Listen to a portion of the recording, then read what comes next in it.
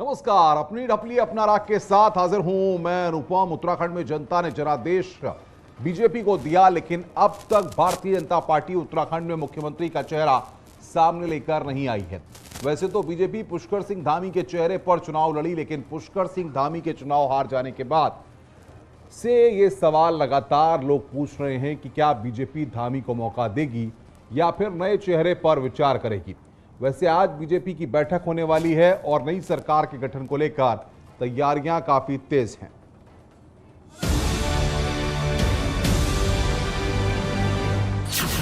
जनता की सरकार का चेहरा कौन? केंद्रीय नेतृत्व जिस चीज को तय करेगा, सभी लोग उस चीज को आगे बढ़ाएंगे। जनमत से जनादेश, उत्तराखंड पर मंथन तेज। ये तो खाली कयास हुई ना, किसने क्या बनना है। अभी किसी को क्या पता है अभी किसको क्या बनना है, अभी कुछ तय नहीं। वो तो पहले सबसे पहले तो विधानमंडल दल की बैठक हुई कि विधानमंडल दल नेता सदन का सरकार में भागीदारी, 2024 में हिस्सेदारी। जैसे ही सूचना आएगी पर्यवेक्षकों के द्वारा यहाँ कब आना है, तत्काल हम अपने विधायकों को यहाँ बुलाएंगे। अधिकतर विधायक देहरादून में हैं भी, और सबके साथ मिल बैठकर और अपना जो भी निर्णय होगा वो आपको अवगत करा देंगे। धामी सरकार या फिर नए चेहरे पर दांव? न्यूज़ 18 का खास शो देखिए, अपनी ढपली अपना राग। तो सबसे बड़ी बात यह है कि उत्तराखंड में भारतीय जनता पार्टी का अब चेहरा कौन बनेगा। जो सवाल है कि उत्तराखंड का मुख्यमंत्री कौन होगा, बीजेपी किसको मौका दे सकती है। चलिए वो हम आपको अब समझाते हैं कि आखिर लगातार जो फॉर्मूले सामने आ रहे हैं वो फॉर्मूले कौन कौन से हैं, उनके बारे में हम आपको बताएंगे कि आखिर उत्तराखंड में भारतीय जनता पार्टी ने जो स्ट्रेटजी प्लान की है वो स्ट्रेटजी किन किन फॉर्मूले में हो सकती है। क्योंकि जिस तरीके से अलग अलग तरीके से चीज़ों को देखा जा रहा है, क्योंकि आला कमान की तरफ से लगातार बैठकों का दौर चला है, ऐसे में फॉर्मूला क्या है वो हम आपको बताएं। फॉर्मूला नंबर 1 है पुष्कर सिंह धामी एक और कार्यकाल देने पर विचार। धामी के चेहरे पर चुनाव लड़ा गया, मौका मिला तो नया प्रयोग होगा। पहली बार कोई हारा विधायक सीएम बनेगा, ये फॉर्मूला नंबर 1 है। फॉर्मूला नंबर 2 है विधायकों में से कोई एक नया चेहरा, 47 विधायकों में से कोई एक हो सकता है। और तमाम नाम लगातार चर्चा में चल रहे हैं, लेकिन हमारे साथ इस पूरे मुद्दे पर बातचीत करने के लिए कुछ खास मेहमान बने हुए हैं, जिनसे हम तमाम चीजों को विस्तार से चर्चा करेंगे और समझेंगे कि आखिर उत्तराखंड की सियासत में अब नया क्या होने वाला है। और बातचीत करने के लिए शादाब शम्स हमारे साथ जुड़ रहे हैं और उन लोगों से भी हम बातचीत करेंगे जिनसे तमाम चीज़ों को समझेंगे और जानेंगे। शादाब, सबसे पहले मैं आपके पास आऊंगा। अनुपम जी हमारे साथ जुड़ रहे हैं जो कि उत्तराखंड के हमारे एडिटर हैं, उनसे भी हम बातचीत करेंगे। लेकिन शादाब, जिस तरीके से हम देख रहे हैं कि बड़ी उहापोह की स्थिति बनी हुई है, सस्पेंस लगातार बरकरार है, आप क्या मानते हैं? कोई उहापोह नहीं है अनुपम भाई, बिल्कुल क्लियर है। भारतीय जनता पार्टी एक बहुत बड़े मैंडेट के साथ उत्तराखंड की जनता ने हमें आशीर्वाद दिया है, और मैं ये मानता हूं कि इस आशीर्वाद जितना भव्य जीत हुई है उतना ही भव्य शपथ ग्रहण समारोह हो, उसके लिए मेरा संगठन अपनी कमर कस चुका है। और हम दुनिया का सबसे बड़ा संगठन ऐसे ही नहीं है, हम हर चीज के लिए मेंटली हर तरह से तैयार रहते हैं और जश्न भी उतना ही बड़ा होगा। इसलिए आज संगठन ने प्रदेश कार्यालय में मीटिंग कॉल की है और तमाम लोगों को ये जिम्मेदारी दी जा रही है कि जो शपथ ग्रहण समारोह हो वो भव्य दिव्य दिखाई दे।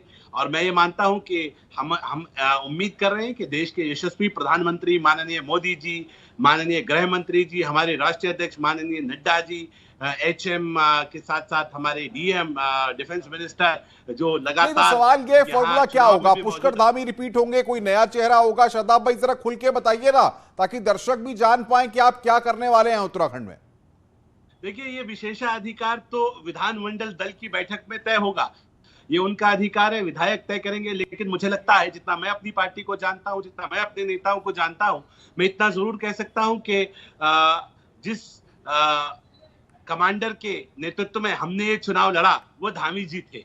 हम उस युवा मुख्यमंत्री के चेहरे के साथ गए और हमने बड़ी मजबूती से चुनाव लड़ा। ग्राउंड जीरो की रियलिटी वो अपनी विधानसभा की जानते थे, लेकिन उन्होंने एक नायक की तरह से तय किया कि मैं अपनी विधानसभा में ही चुनाव लड़ूंगा, क्योंकि अगर लीडर पैनिक कर जाए तो फिर पूरी सेना में वो पैनिक फैलता है। और इसलिए चलिए, सुजाता पॉल जी भी हमारे साथ हैं, कांग्रेस की स्पोक्सपर्सन है। सुजाता जी, भारतीय जनता पार्टी अभी तक सीएम कौन होगा इसको तय नहीं कर पा रही है। आप कुछ सजेस्ट कर दीजिए, भाजपा को किसको सीएम बनाना चाहिए?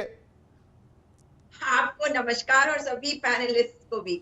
निश्चित तौर पर भारतीय जनता पार्टी को प्रचंड बहुमत मिला है और हम इंतजार कर रहे हैं एक स्थिर सरकार की, क्योंकि हमने पिछले कार्यकाल में देखा कि लोग सड़कों पे थे और सरकार भी स्थिर नहीं थी। कभी ये मुख्यमंत्री और अभी इन्होंने वादा किया हुआ है बंशीधर भगत, इनके पूर्व प्रदेश अध्यक्ष जो अभी प्रोटेम स्पीकर भी हैं, और राजनाथ सिंह जी, दोनों ने ये प्रॉमिस किया है कि हमें 10 मुख्यमंत्री देने वाले हैं।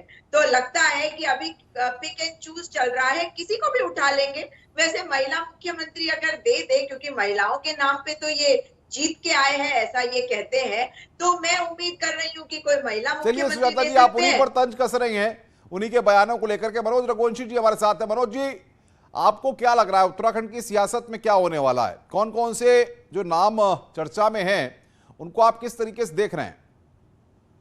देखिए, ये तो ऐसी पहेली है जिसको कि मेरे लिए या किसी के लिए भी, हम में से जो जितने भी बैठे हैं, किसी के लिए भी सुलझाना असंभव है। हम लोग आपको जवाब तो नहीं दे पाएंगे, लेकिन अपना अपना अनुमान लगा सकते हैं। देखिए, मेरा ये पुष्कर सिंह धामी के विषय में मेरा पहले भी ये कहना था, आज भी ये कहना है कि वो एक युवा हैं, उनको बहुत कम समय मिला काम करने के लिए। जो समय मिला वो इतना मुश्किल समय था कि बड़े बड़े दिग्गजों के पैर लड़खड़ा जाते। उसके बावजूद उन्होंने इतनी अच्छी विजय, उनकी लीडरशिप में इतनी अच्छी विजय हुई है। अब ऐसे में अगर मान लीजिए सेनापति घायल हो जाए तो सेनापति को उसका डिस्क्रेडिट ना देते हुए क्रेडिट मिलना चाहिए। लेकिन बात देखिए, लीडरशिप ने क्या तय किया है, विधायक मंडल दल को क्या एक सूचना दी गई है, मतलब एक इंस्ट्रक्शन दिया गया है। कोई दूसरा एमएलए बहुत महत्वपूर्ण बात आप कह रहे हैं। हमारे उत्तराखंड के एडिटर अनुपम त्रिवेदी जी भी हमारे साथ हैं। अनुपम जी, जरा आप ये समझाइए कि नए सीएम को लेकर के जो सस्पेंस है, जो स्थिति बनी हुई है, ऐसे में किन किन फैक्टर्स को ध्यान में रखा जा रहा है, उसके बाद सिलेक्शन किया जा रहा है कि इसकी कमान, उत्तराखंड की कमान इस चेहरे को दी जाएगी? देखिए, अब कोई वो समस्या तो है नहीं कि अब कोई, देखिए, ना तो अब कोई महामारी है, ना अब कोई मारामारी है, ना अब कोई। मनोज जी, अनुपम जी से जवाब दे रहा था, जरा अनुपम जी का ऑडियो खोलें। जी जी, अनुपम जी बोलिए। जो 47 विधायक उत्तराखंड में जीत के आए हैं भारतीय जनता पार्टी के, उसमें बहुत सीनियर विधायक भी हैं, 7 बार के विधायक हैं, 4 बार के विधायक हैं।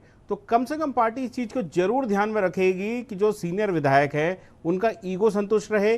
कोई ऐसा चीफ मिनिस्टर हो जो सबको साथ लेके चले, कि पहले भी देखा है कि उत्तराखंड में खेमेबंदी बहुत रही है।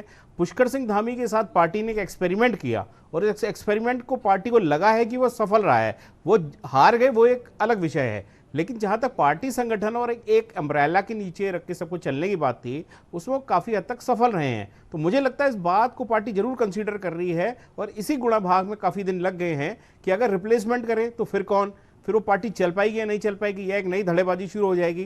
तो ये सब फॉर्मूलों को जरूर, परम्यूटेशन कॉम्बिनेशन को पार्टी ध्यान में रखेगी। बहुत महत्वपूर्ण है, इस पर हम चर्चा करेंगे, 2024 के इलेक्शन की भी बात करेंगे, लेकिन इस मुद्दे पर चर्चा करें। लेकिन जो सवाल है कि उत्तराखंड का मुख्यमंत्री कौन होगा, बीजेपी किसको मौका दे सकती है, चलिए वो आपको हम अब समझाते हैं फॉर्मूले के जरिए कि आखिर क्या फॉर्मूले हैं जिसके जरिए। देखिए, फॉर्मूला नंबर 1, पुष्कर सिंह धामी के चेहरे पर चुनाव लड़ा गया है, मौका मिला तो। और फॉर्मूला नंबर 2, विधायकों में से किसी को, 47 विधायकों में से कोई एक हो सकता है। ये फॉर्मूला नंबर 2 हम बता रहे हैं कि आखिर 47 विधायकों में से कोई एक हो सकता है, यानी कि विधायकों से किसी को। फॉर्मूला 3, किसी वरिष्ठ नेता को मौका मिल सकता है। ये फॉर्मूला नंबर 3 है, जो कि किसी वरिष्ठ नेता को यहां पर मौका दिया जा सकता है, कमान दी जा सकती है उत्तराखंड की। किसी सांसद को बीजेपी मौका दे सकती है, ये भी फॉर्मूला नंबर 3 है। इसकी संभावना काफी लेकिन कम है, लेकिन ये फॉर्मूला नंबर 3 है। जो 3 फॉर्मूले हैं ये हम आपको बता रहे हैं आपकी स्क्रीन पर लगातार, फॉर्मूला नंबर 1, फॉर्मूला नंबर 2 और फॉर्मूला नंबर 3। तो हमारे साथ लगातार खास मेहमान बने हुए हैं। अनुपम जी भी तमाम चीजों को बता रहे थे, लेकिन अनुपम जी, 24 के करेक्शन की बात हो रही है, मैं समझना चाहूंगा आपसे, 24 को देखते हुए ये पूरी प्लानिंग, रोड मैप इसी तरीके से है कि पुष्कर धामी को लाया जाए या किसी और को लाया जाए, किसी वरिष्ठ को लाया जाए, क्या लगता है आपको? नहीं, बिल्कुल आपने ठीक है अनुपम। देखिए, एक तो जो मैं कह रहा था, जो पार्टी में सबको लेकर चल सके, खेमेबंदी धड़ेबाजी जो है उसको कंट्रोल कर सके, कोई ऐसा न्यूट्रल चेहरा हो। और दूसरी बात जो आपने कहा, 2024 में जो लोकसभा इलेक्शन होंगे उसमें बीजेपी एक एक सीट पे बहुत सीरियसली लेके चलती है, ये हमने देखा है पिछले चुनाव में भी। तो वो भी एक जरूर एक फैक्टर रहेगा। 5-0 की जो बढ़त पार्टी को पिछले चुनाव में मिली है, 2 चुनाव में, तो उसको बरकरार रखा जाए। लेकिन इसमें खास गौर करने वाली बात यह है कि हरिद्वार का पूरा जिला और उधम सिंह नगर जिला, ये 2 जिले ऐसे रहे हैं जहां बीजेपी को इन चुनाव में नुकसान भी हुआ है। उसको जो गेन हुआ है पहाड़ में हुआ है। तो ये चीज भी पार्टी मुझे लगता है कंसीडर जरूर करेगी कुछ भी चेंज करते समय या कोई भी निर्णय लेते समय। जी अनुपम। शादाब भाई, आपने सुन लिया अनुपम भाई की बातों को कि आखिर किस तरीके से वो एलेबोरेट कर रहे हैं चीजों को।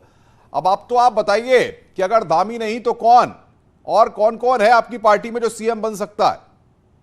देखिए अनुपम भाई, हमारे यहाँ तो एक सामान्य कार्यकर्ता को बिठा देते हैं, पूरी पार्टी उसके पीछे खड़ी हो जाती है। यही पार्टी है, यही भारतीय जनता पार्टी का चाल चरित्र और चेहरा है। हम अनुशासित लेकिन कांग्रेस तो कह रही है आप 10 सीएम बनाएंगे। सुजाता जी तैयार बैठी हैं, वो बता रही हैं आंकड़े के साथ। कांग्रेस तो परेशान है, इसलिए तो कांग्रेस कह रही है कि स्थिर सरकार दो। अरे हम कह रहे हैं स्थिर विपक्ष दे देना। आज सिर्फ फुटबॉल की राजनीति जो आपके यहाँ दिख रही है कि कौन दोषी है, इस पे लड़ाई चल रही है। खुलेआम आपने अखाड़े खोल रहे हैं, आपको जनता के लिए लड़ाई लड़ने की जिम्मेदारी। महिला सीएम की मांग कर रही है सुजाता जी, महिला सीएम की मांग कर रही है। महिला बनाइए आप। सुजाता जी, आप महिला चाहती हैं? नहीं अनुपम भाई, मुझे उत्तर क्या महिलाएं, अगर आप देखें तो 3 महिलाओं के नाम तो मैं ही दे देती हूँ जो बन सकती है। अब ये इनके ऊपर निर्भर है कि ये बनाते हैं या नहीं, क्योंकि महिलाओं के वोटों पर ये जीत गया है, ऐसा ये कह रहे हैं। तो मेरे ख्याल से महिलाओं का सम्मान होना चाहिए, और महिला मुख्यमंत्री क्यों नहीं। और जी शादाब भाई, सम्मान तो कर रहे हैं आप महिलाओं का, ये तो कह ही रहे हैं। महिला मुख्यमंत्री दे दीजिए ना। जो कैबिनेट बनेगी उस कैबिनेट में महिलाओं का प्रतिनिधित्व से आप अंदाजा लगा सकते हैं कि हम मातृशक्ति का कितना सम्मान करते हैं, और हम ही उन्हें लेके चलेंगे। मुख्यमंत्री नहीं बनाएंगे अनुपम जी, सुन लिया, मुख्यमंत्री नहीं बनाएंगे। कैबिनेट का पार्ट होते हैं सीएम, कैबिनेट का पार्ट होते हैं सीएम। और इधर सुनिए, लड़की हूँ, लड़ सकती हूँ, सिर्फ गांधी परिवार की लड़की हूँ इसीलिए लड़ सकती हूँ।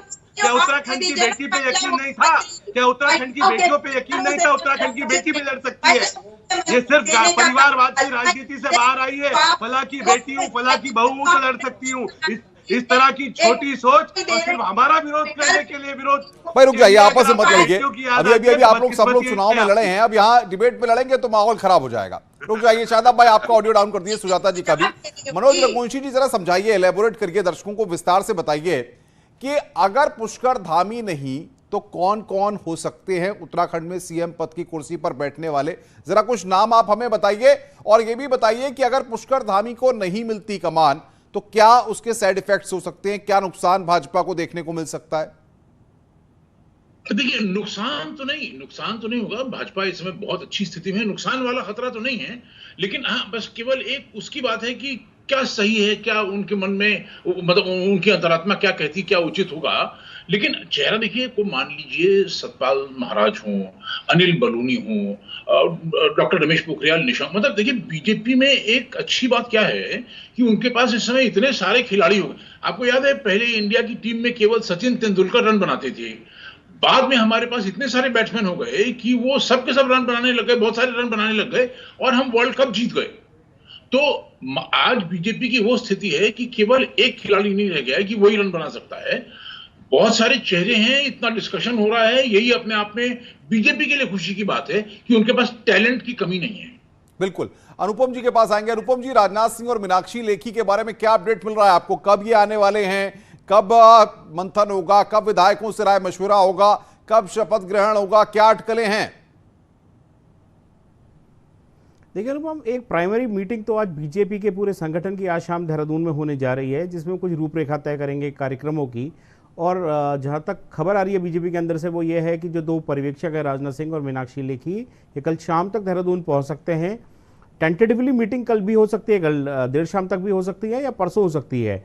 विधानमंडल दल की बैठक, और इसके बाद आगे के कार्यक्रम तय करे जाएंगे। लेकिन एक बात बीजेपी ने बड़ी स्पष्ट की है, क्योंकि चूंकि ये पहला मौका है उत्तराखंड में कि जब कोई एक पार्टी दोबारा सत्ता में लौटी है और बहुत अच्छे मैंडेट के साथ लौटी है, तो इस मौके को बीजेपी अच्छी तरह से पब्लिसाइज करना चाहेगी, इसे ग्रैंड शो में तब्दील करना चाहेगी। तो जितने बीजेपी रूल्ड स्टेट के चीफ मिनिस्टर्स हैं उनको बुलाया जाएगा, प्रधानमंत्री को भी अप्रोच किया जाएगा, गृह मंत्री को भी अप्रोच किया जाएगा कार्यक्रम में शामिल होने के लिए। अनुपम, लेकिन सवाल ये होता है कि अगर पुष्कर धामी को एक बार फिर मौका नहीं मिलता, तो आपको लगता है कि भाजपा को एक बार नए सिरे से फिर चीजों को कवर अप करना होगा और स्पेस को एस्टेब्लिश करना होगा उत्तराखंड की सियासत में, अगर किसी नए चेहरे को लेकर के आते हैं?